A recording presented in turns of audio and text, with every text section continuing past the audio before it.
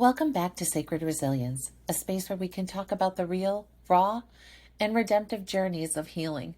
I'm Kristi Lynn, and today I want to talk about a reason many people don't often consider when asking, why don't they just leave? It's a question survivors of domestic violence hear far too often. And while the answers are complex, ranging from financial dependence to fear of retaliation, today we're focusing on one that is rarely discussed, yet heartbreakingly common, and part of my personal story.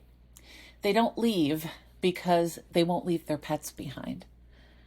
If you've ever loved an animal, you know the depth of comfort and companionship they provide. For someone living in an abusive environment, that pet may be their only source of unconditional love, safety, and emotional support. In many cases, survivors share that their pet was the only being that comforted them after a violent episode. Pets listen without judgment. They offer warmth in moments of terror. They stand guard, literally and emotionally, when no one else will. So when someone says, I couldn't leave because of my dog, it's not weakness. It's not an excuse. It's loyalty. It's love.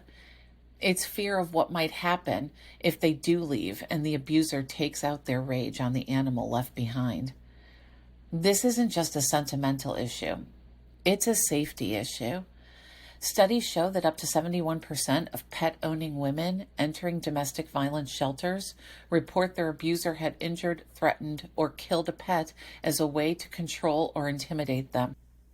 And here's the hard truth. Most shelters aren't equipped to house pets, so survivors are faced with an impossible choice: leave and risk their beloved companion's life, or stay and endure more abuse to keep the animal safe.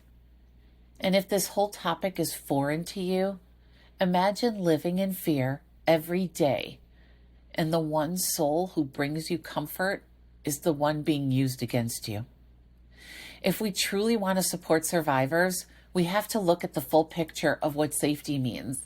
That means advocating for domestic violence shelters that accept pets or partner with pet fostering programs, legislation that includes pets in protective orders, ensuring abusers can't legally take or harm them, resources to educate survivors that help does in fact exist. Organizations like Red Rover and the Purple Leash Project are working to bridge this gap, offering grants and support for shelters to become pet-friendly, but there's still a long way to go. If you're listening right now and this hits home, if you're in a dangerous situation and afraid to leave because of your pet, I want you to know this. You are not alone, and there is help. Please reach out to the National Domestic Violence Hotline at 800-799-SAFE, which is 7233, by texting the word START to 88788, or by visiting www.thehotline.org. There are networks of people, advocates, and even temporary foster homes who understand the bond you have with your animal. You don't have to choose between your safety and theirs. My biggest hurdle to overcome was actually asking for help, giving myself permission to be vulnerable about my situation, not allowing shame and fear to be my obstacles. To anyone who has ever asked, why don't they just leave? I hope this episode offers a compassionate reminder that reasons are not always understood to someone who has not experienced living through abuse.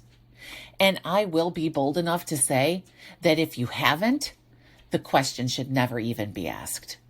And to those who are walking the path of survival, you are seen, you are strong, and the love that holds you, whether it's furry or feathered, is sacred. Until next time, be gentle with yourself.